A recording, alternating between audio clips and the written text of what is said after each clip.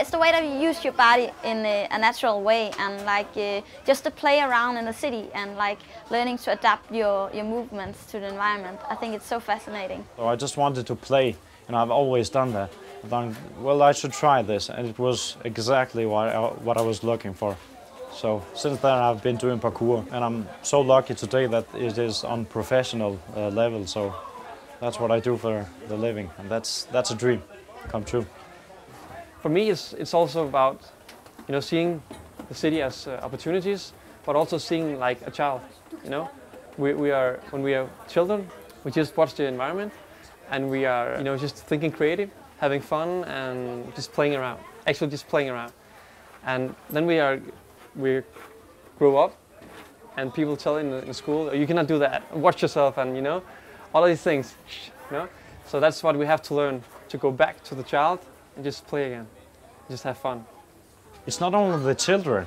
We have also seen parents, like they're going to swing and so on, because they get inspired. It's like you'll never get too old to play, you know what I mean? If I look 5 years back, then we couldn't go anywhere without people looking like, what are you doing? You know, when we warm up, we move like a cat or like a monkey, you know? It's really something that people have to get used to watch us. But I hope that in 5 years, it's like people hanging in lampposts and jumping over benches and, you know, just using the city as a playground. That's what I live for, you know. That's my discipline. That's my philosophy about things. I think for women and for girls, it's more difficult to like break through that way you normally move in the city. There's nothing. There's not a wrong way to do parkour. So when girls do parkour, it's just other qualities that go through the exercise that it is for boys. It's more about the flow, and it doesn't have to be about the big muscles and the big jumps. I want some girls to train with because I only have the boys. We got a little bit injured right in the beginning because we didn't know how to do things, and we couldn't get inspiration anywhere. The only inspiration we had was Sebastian Foucault and David Bell, you know. Watched the clips many times and tried to do the same things, and we thought it was a shame, so that's why we started many different projects, you know, to make people know what is parkour. And that's the reason that we have the world's largest parkour park here in Team Jiyo park. So we're very pleased for that. It's a very good place for beginners, especially to learn techniques so they don't just go out and jump from rooftop to rooftop and get hurt. So it's very good to practice all your techniques and get safe, and then go to the city and explore just like you used to. We thought it was a shame that we didn't have a place where we all could meet together, you know, and share the passion of parkour.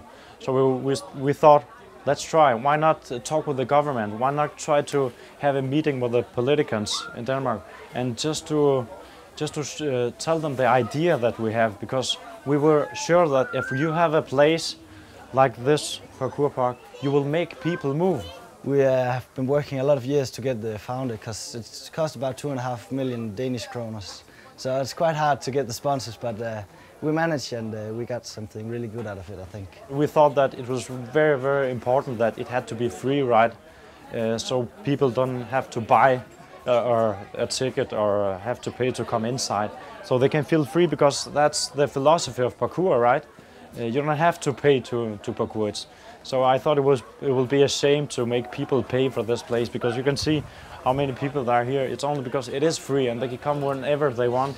We're not hurting the environment. We're not destroying the buildings. We're very much, when we train in the city or out here, but when we train in the city, we train on buildings. We respect the property, and we don't destroy anything. So we got a lot of goodwill on our way. That's why we can have the city to build this park. The budget is like, in pounds, it's 250,000 pounds. So you know it's not cheap to build a thing like that. But people are using it every day. You have kids showing up here, training. They're training with their parents. A lot of young people coming out here, and it's really good energy, as you can feel today. So it's really nice.